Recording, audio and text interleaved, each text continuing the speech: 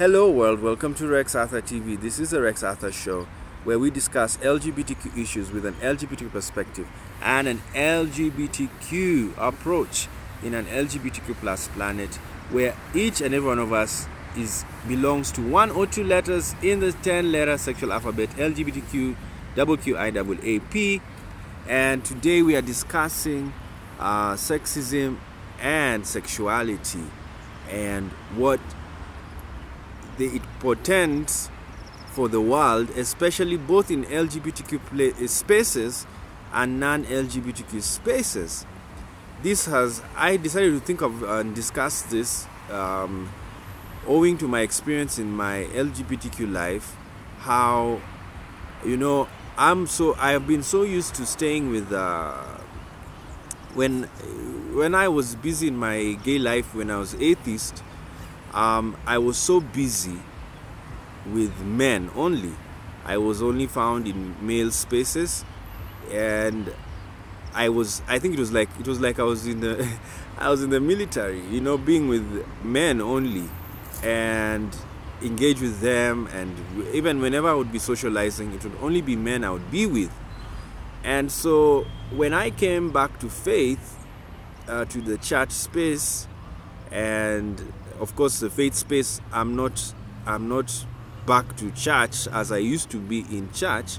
I'm now a better faith person because I value science more, and I combine science with faith.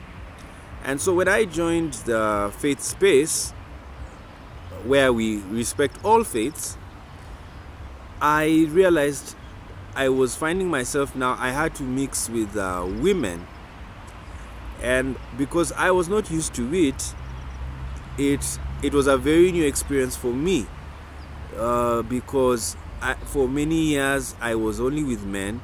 In my gay life, I only spent time with men, and I didn't spend time with women. And it was for a very good reason. I was very active in the gay life, and when you're in the gay life, you look for your men. It's simple as that. And even now I still do. It's just that now part of my social time is now engaging with women in, of course, discussions and other things, social life. But I still engage in my gay life with other men. And so sometimes it gave me a lot of thoughts, and a lot of I used to ask myself a lot of questions, like, when you're with women in a space, you wonder their sexual orientation. Like recently I asked a lady, what's your sexual orientation? Because for me, I don't spend time sexually with women. And she told me, she didn't tell me anything, and I laughed. I said, now what does she want? Because because I think the problem with some women is that they don't understand gay men. And this is why there's homophobia. Homophobia is there because some women don't understand gay men, and some men don't understand gay men. And gay men are very weird. They have this feminine component, which they also don't accept.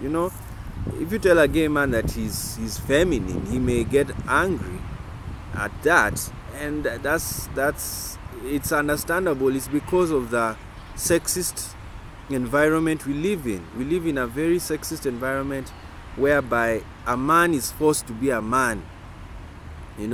He's told, don't show your feminine side. And this is what happened even in Nazi Germany. They punished feminine gays. They did not punish the macho gays, because the macho gays look like straight men. And the femme gays are very easy to point out, And so the Nazi regime arrested them, and they could not arrest even lesbians were not killed, because it's very hard to know a femme lesbian. She looks like a straight woman. And then the butch lesbian, she's a butch, but because she's macho, she's not a threat to the society. So the Nazi regime didn't like feminine attributes of a human being. And it's interesting why Jews were also attacked, because Jews tend to be also very, in my view, I find Jews matriarchal, more matriarchal than patriarchal. And that's what I think. And so I think the Nazi regime was a war between patriarchy and matriarchy. And it's weird, Germany has that war. I'm going to mystical history. Germany is a patriarchy. When Hitler was in charge, it was a patriarchy. But it was so weird, Hitler was a feminine man. Yes. They even studied his head, his brain, and it was the size of a woman's head, the skull. And he had hips. Yes, he had hips like a lady, if you saw how he used to dress. And he was charismatic and all of that. So this was a feminine man who didn't really understand himself. And that's what you need to understand about Hitler. And Germany, and then he's a Jew. Yes, Hitler was a Jew. People don't know that. They don't know that Hitler was a Jew. But of course with some bit of German blood, but he was a Jew because his genes is E1B1. That's a Jewish gene. And so the whole Nazi regime was a very weird episode in history, because this was a feminine man making a country patriarchal and fighting anything feminine. Not anything feminine, people who have a feminine component. That is the gays and the feminine gays and the women. I mean the Jews, sorry. Because Jews collectively, they are matriarchal. Yes, collectively. And of course they were patriarchal. Ancient Israel was patriarchal. But the modern history, when the Jews left Israel, they became more matriarchal, because Jews were not supposed to marry outside their circle, not to lose the Jewish blood. They knew what was happening. The fact that they left Israel meant that if they married other races, hold on. Yes, so what am I trying to say? There is what you call collective sexuality over people. There are some people who are very patriarchal and some people who are very matriarchal. Of course, not all of them are patriarchal. It's just that when they're in a group, you can feel patriarchy. And when they're in a group, you can feel matriarchy. And so, like the barbarians of Europe, they were very patriarchal. They were very violent. They were very rough men and women. They were very rough. But then when you go to the Italians, they were very feminine, because they liked the soft life. They were eating soft things, and they were so you can collectively study the matriarchal nature of a nation, or the patriarchal nature of a nation. Some countries, and this is what happened in Germany. Remember, we're talking about sexism and sexuality. Germany was called, when Hitler took over, he called it the fatherland. And that was the war, and it's always the war in Germany. But most countries are called the motherland. Yes, very many countries are mothers, but there are some countries that can be fathers. So it's a mixture, and I think the best is to remove the sexuality of a country, because when you focus so much on the sex of a country, you will cause a lot of division, like what happened in Germany. Because there was so much macho-ness, people were being made to be masculine, they became aggressive, and they became very nationalistic, and they were attacking anybody who was not macho, any weak person. And gay men are seen as weak because they are feminine, and majority, especially the feminine gays, they can't run away. They are just seen as feminine, and therefore fit for punishment. Then you have the Jews. They were very successful economically in a country that was not theirs, you see. And why was the country not theirs? Their fathers were not German. So because of that, they were being attacked, because you guys don't come from here, yet you're successful. Now, Nazi Germany will forever be a very good historic lesson for the whole world, because if you understand what happened in Germany, the economy collapsed in 1918 after the World War I. Germany collapsed and the economy went down. Hitler was alive, but he was not in power. So you can imagine the psychological trauma of economic collapse of a country that had just been unified 30 years before the war. 1871, Germany was unified, and it was unified in power and glory. So when they went down because of World War I, there was a lot of depression in the country, a lot of poverty, and so people were not happy. Our great country has collapsed. And then Hitler came in and he tried to revive the economy of Germany. That's how Volkswagen came to be as a car. And because Volkswagen means the people's car, they were restoring people, because people were so poor, they couldn't buy big cars. So Hitler said, design a car that everybody can buy.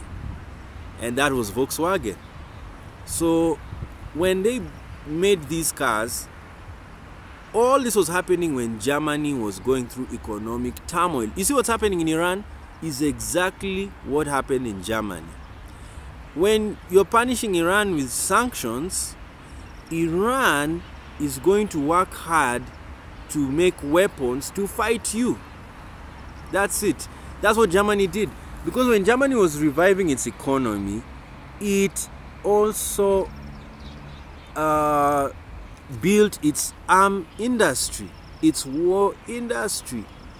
So on the side, they are trying to make the economy grow, but on the side, they are making weapons of war. Now, Germany, remember, its sanctions were the reparations. The Versailles Treaty said, if I can remember, sorry, I'm going back to history like that. They said that Germany was to pay all the European countries it invaded. So it became broke. So out of that brokenness, they had to make the economy grow. And that's when they had to inflate money, and there was hyperinflation, and there was a lot of crisis, even politically. Hitler even came into power illegally, in a very funny way. Yes, the Weimar Republic collapsed. So all of these things were happening because the economy was down. And when the moment Hitler came in, immediately they began the arms race to get arms to pay back for the loss they had in World War One, and that's what happened. Now, why have I had to say that? It's because Iran is also going through that. Iran is being sanctioned for trying to cause chaos in Middle East, and so what America did, it placed sanctions on them to stave them from doing that. But I'm saying that will not stave Iran, because you're making them more angry, and so they are going to focus on arms race, and they will build a lot of high-tech weapons, and then when they are ready, they will launch a war. You're joking with humans. They plan for their enemies very well. You have your plan, but your enemy has their plan for you. So that's what you need to understand. That's the world we live in. Don't just live in the world and think that nobody is planning for you. Even your enemy plans for you. Yes. Like the LGBT community, it's a battle for your rights, because do you think the homophobe is going to plan well for you? They want you to even be arrested. They want you to be ostracized. They want you not to succeed. So that's their plan for you. So you have to have your plan, stick to it, and do your best that your plan goes through. So anyway, now that's what you need to understand. That I had to go through Germany, because Germany went through it was a patriarchal regime that went bad, and it's so weird. Hitler was feminine. Hitler was a Jew, and I told you he may have even been a trans. Yes, because he had hips. He was very feminine. Physically, he was feminine. Yes, I'm free to talk about this because now we read the history. Even look at his mannerisms. You should like he's playing with his hair. If you go and watch the videos again. So you study these people again for and I think he had a psychological problem because of what Germany went through.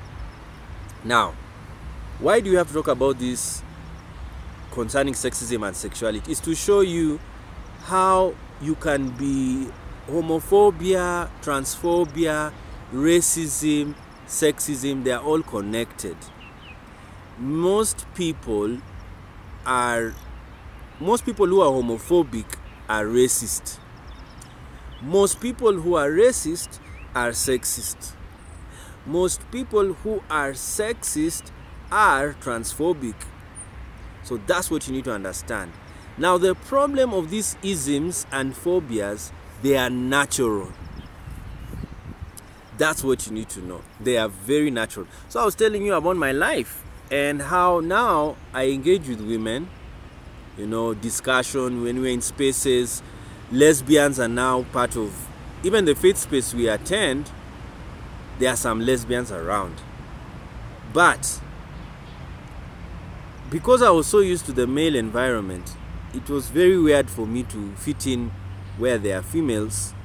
And so I try, but it's not easy, because when I'm in a male environment, especially gays, I know what I want to do. And that's it. So I find it very weird when I'm in a female environment. Now, there are some gay men who are so used to being in the female environment, they are that's why you find, like, if you're a hairdresser, like there's some gay men who are hairdressers and some gay men who are fashion designers. Like in Europe, it's like that. They have no problem with a woman. And it's not that I really have a problem with women. It's just that the environment I've been in, it's been very male based. And that's what people need to understand, that some homosexuals are so used to the homogeneous setting, they are not able to blend in a heterogeneous setting that well. So you find there are gay men who are hairdressers, saloonists, beauticians, and they spend more time with women. And it's not that, yes, it happens, because you have the eunuchs. The eunuchs are feminine men and queer men. So in the past, in the ancient world, the men, queer men, the eunuchs, were the hair designers. They were the ones who prepared women. They are the ones who protected women in the bed chambers. The prostitutes, prostitutes used to be kept in a room. I think it's still like that in the Arab world. They value brothel and harems rather than, the Western prostitution. The woman walks on the street, or the man. These days, even men are sex workers. It's okay. So you walk on the street, you show yourself, and that's more masculine than the feminine approach of putting the prostitute or the sex worker in a house or in a harem. Now, in the ancient world, gay men were the ones who took care of the women, care like hair, body, skin care. Like in the book of Esther, that is one of the gayest books in the Bible because it's filled with eunuchs everywhere. And even the one who took care of Esther was a gay man. He was a eunuch, and he made Esther win the competition. So it's not different to what you see in the European world, where you find Dolce and Gabbana. They are gay, and they take care of women. They make women products. They beautify women. So that's a gay man's job, and it's understandable. However, gay men are also found in the macho world, like military. So you find there are gay men in the military. There are gay men in spaces where there are only men. So these gays tend to become macho. They lose their feminine. Of course, all gay men have a very prominent feminine element, but because the environments are different, you will find some gay men are macho. These are the ones who almost look like straight men, but when you really spend time with them, they are gay. And then the feminine gays who you don't even have to guess. You'll just say this one is gay, and you'll find your guess is as good as it is. And so that's what you have, the feminine gays and the macho gays. But all gays have that feminine component. It's in them. It's naturally in them. And so that's what you need to understand. Now, so back to my experience. So now at least I'm able to talk to lesbians, and I even ask lesbians about their lifestyle. I remember I asked our lesbian pastor, how does she have sex? Because I wanted to understand. I wanted to understand how lesbians become intimate, because their sex is not like ours. Not even like gay sex. It is woman to woman. So how does a woman erect? Does the clitoris stand? That's what I asked her, and she didn't tell me anything, but I went to read anyway, and I've already done a video about lesbian sex, and that's what you people are supposed to understand, that now the heterogeneity, introducing heterogeneity in the LGBTQ spaces is allowing us to understand every sex identity, every gender identity. So why I'm happy now, I'm beginning to understand a woman and understand the even macho women, who they are and all of that. That's what I begin to understand. And I hope the women in those spaces are also learning gay men and what they are, and even to learn bisexuals. So what is the drive I'm having, and what's the whole point of this video? We should study all sexual identities and engage with them, consciously engage with different sexualities to understand them. That's the same. To kill homophobia, you engage with those people. To kill racism, you engage with that race. To kill sexism, you engage with that gender. To kill transphobia, you engage with transgenders. To kill, what's the other phobia that's there? Okay, we've mentioned all of them. Anything that's a phobia, you engage. That is where human beings are better than animals. You know, animals are naturally racist. Naturally, and you can't teach them not to be racist. An antelope will never go and say hi to a lion. They know that's their enemy. A lion will never go and say hi to a goat. Never. Never, never, never. They are racist by nature. Humans are also racist by nature. Why? Because when you see something different, you are filled with apprehension and fear. The first time you see it, you fear. And then you start studying that thing. Like, look at children. When children see a white child, you know why sometimes black children, they can play with white children for some time. Then when they grow up, they realize they're different. It's because when they're in their young age, they have no cognition that this person is of a different race. But they have cognition that this person looks like me. There's that human unity they have, that this white baby is like me. So they are connected.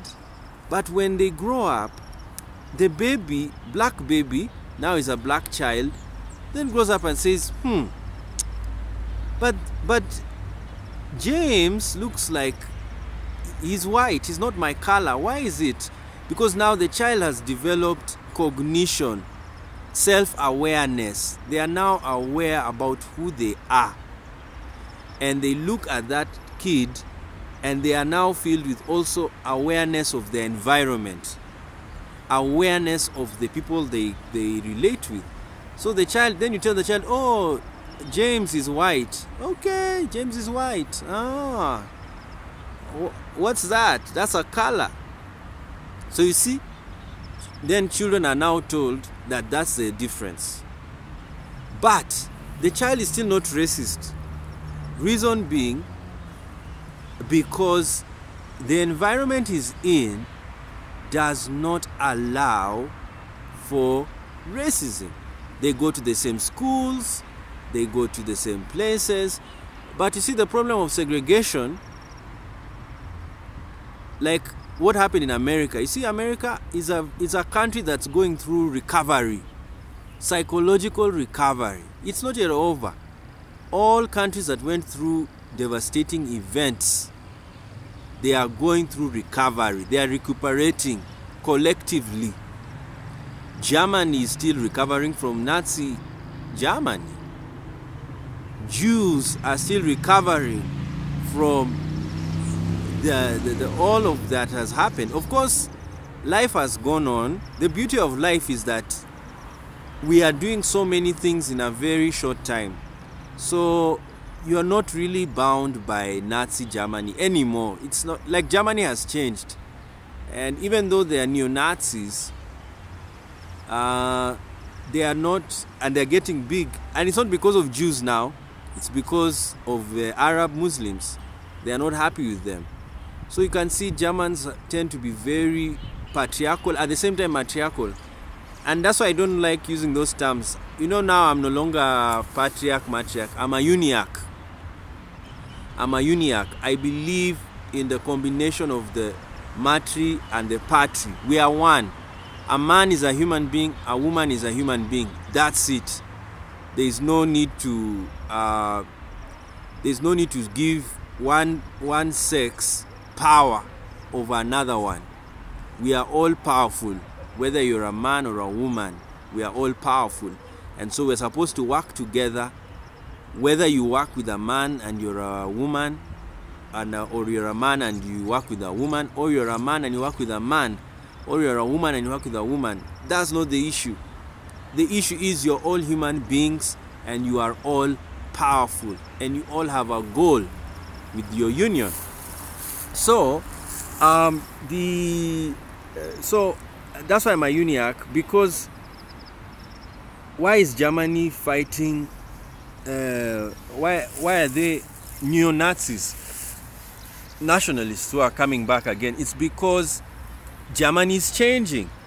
It is having Arab Islamic culture that is now integrating with the German culture, and they are not happy because they don't trust Islam. They find Islam antagonistic to their culture. So that's what's happening in Germany right now. And it is an error to say it is patriarchal or matriarchal, because if you go and talk to the German, he'll say we are protecting the fatherland. Then another German will tell you we are protecting the motherland. So you wonder now, which land are you protecting? Then you realize it's just we are protecting Germany, whether it's a fatherland or a motherland. So what does this mean? Patriarchy is not the issue. Matriarchy is not the issue. The issue is nationality, and therefore that is nationalism that is speaking. So of course, all ideologies have errors. Yes, that's another thing you need to understand. All religions have errors. All ideologies have errors. And what do I mean by error? They have misunderstandings of human nature. And some of their errors are big. Some others, their errors are very small. Like Hinduism, Hinduism also has errors. Like, you see, women cannot go to the temple, to some temples, because they menstruate. That's what happened. You saw the protests in India. Women went to protest that they also want to enter the temple. Why are they stopping them from entering the temple? Because they are women. So you see, that's sexism in religion. In Christianity, Paul did not allow women to teach or even to become bishops because of sexism. That's an error. And Islam, I have not heard of a female imam. That's also an error, you see. And that's, all of these are sexist.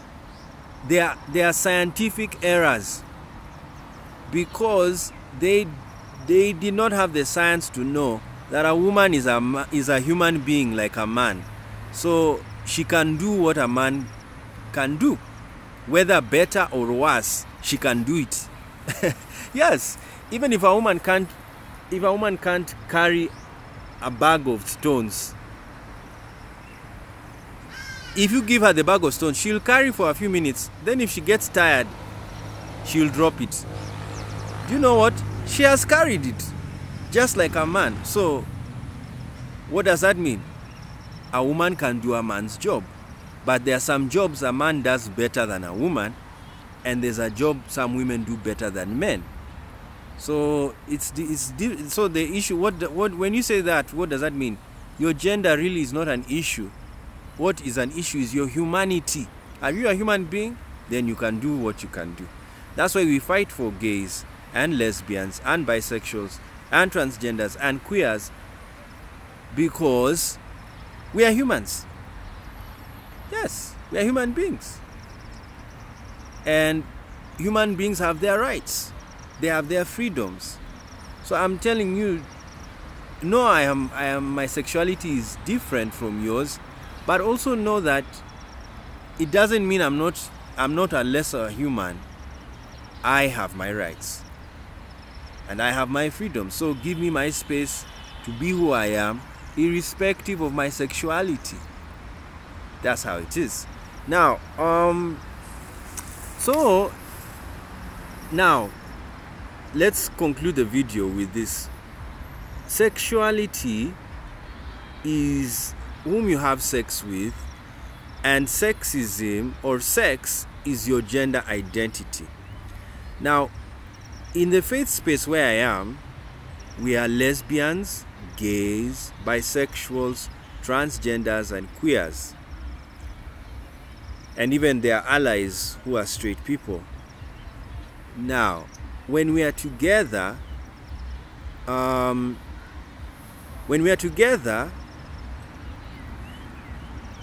can be a hint of sexism, because you will find lesbians are women and they are not so friendly to males because of their sexuality. Their sexual socialization is homogeneous. Same to gay men. Their sexual socialization is homogeneous. Now, for bisexuals, their sexual socialization is homogeneous and heterogeneous, meaning they can relate with both men and women without a problem. And then you have, yes, and it's very understandable. Please understand sexual orientations. It's very understandable when a gay man tells you he doesn't want to be in the presence of a woman. It's understandable, because his sexual orientation shapes his environment. It shapes his psychological environment. It shapes his socialization, his social environment. So,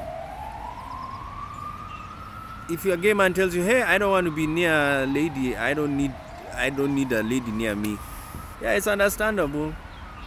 And there is also the lesbian who will tell you, no, I don't want to see a man next to me.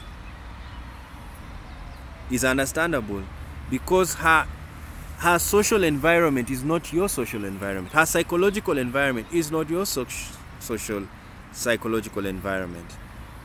I even had a friend of mine who was advising me that, you guys in that church, you need to have lesbians to sit one side and gays to sit on the other side, because there will be some concern. I don't know what he was trying to mean, but I got what he was trying to say. He was trying to say that the problem, sexuality is so connected to gender that you will want to spend time, you'd want to be close to your gender, and therefore close to somebody who relates with your sexuality. So a gay man wants to sit with a gay man, because not only do they agree on gender, they also agree on sexuality. And a lesbian will want to sit next to a lesbian because they agree on sexuality and gender. Now, but for bisexual, they really don't mind, even if they sit next to a man or a woman. It's not their problem. They know how to relate with them. They know how to be friends with them. Now, the queers are also the same. They don't know who they are. They're just going through life. Like, I was liking the chameleon.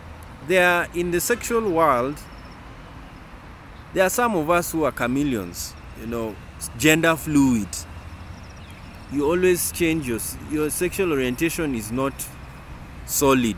Today you're this, you're that. And these are the questioners and the gender fluid persons, pansexuals. They're like chameleons, the colors change.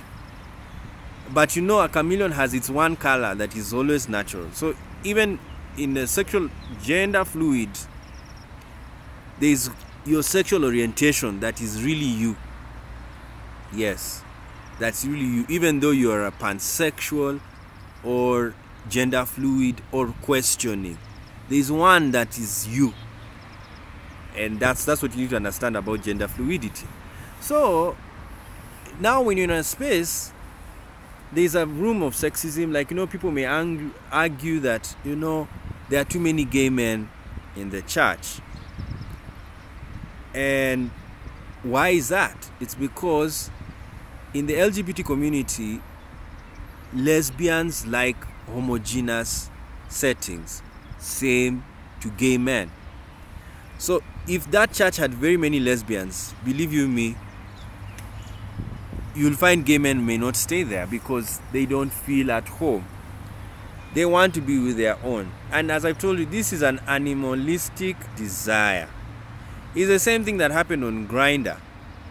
You know, there were some whites who don't want to relate with blacks, and people thought it's racist.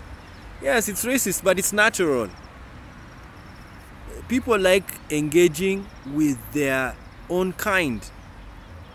They don't like engaging with a different kind because a different kind, they don't know them. They don't understand them. And they don't have time to understand you. It's so hard. I don't want to know you. So that's what happens to very many races. That's why you find blacks spend time with blacks and whites spend time with whites. But not all whites and blacks behave like that. Some of them are curious and they go and relate with a different race. Yes, and that's what you do. So the world is free. Do what you want, but do not don't hate somebody. Like don't deny him a job. Don't deny him services. Don't deny him his rights. Don't deny him anything on the basis of his sexuality or his race or his gender. That one you can be sued. Yes. Anybody, if you take a gay person, to jail, or you evict him out of his house because he's gay, that gay person has a right to sue you. You see, the Masterpiece Baker, where they sued the baker, they did that because the baker was supposed to bake them a cake. He refused because they are gay, and they sued the baker. So it's your right to sue someone who denies you your rights. However, and that's what I even discussed about in the Masterpiece Baker case. However, the person has a right not to sell to you. You see, that's the whole conflict in the hate crime legislation. The philosophy of hate crime is that somebody has a right to freedom of association. Yes, you have freedom of association. You can choose not to sell something to somebody.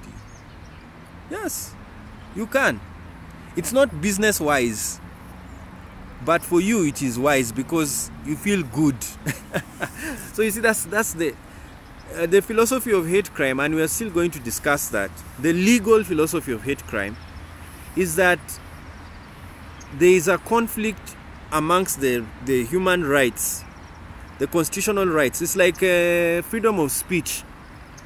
Freedom of speech is also the freedom to abuse someone, to insult somebody. It's also the freedom to criticize somebody, which may be damaging to their reputation. So these rights are double-edged swords. Yes. When you give people their rights, it's not that the person who doesn't like them, you feel like when you've given them their rights, you're violating them. That's what you need to understand. However, how to put that to bed is that give everybody their rights. Yes, everybody. Level the playing field. Gays, give them their rights. Decriminalize gay sex. Decriminalize it. Allow gays to marry. That is creating a level playing field in the country. Then, if one of them, whether the gay or the straight man, violates your constitutional rights, you are allowed to sue them. You see, right now you can't sue gays. If you're in a country where they have criminalized gay sex, you can't sue a gay person. Yes. Because he's gay. You can't. Because he's not even recognized by the law. The law sees him as a criminal before judgment. You see? And that's wrong. The law is that you're innocent until proven guilty. Now imagine if you're a gay man and you've gone to court because you're gay. Do you know you're already guilty? Yes, you're already guilty. That's why the law is not about your sexual identity. Like the Kenyan law against the decriminalization case, if you read the law that they want repealed, it's not against your sexual identity. It's against whom you have sex. It's against sexuality. It's not against your sexual orientation. It's against sexuality. Meaning if you have anal sex, you are a criminal.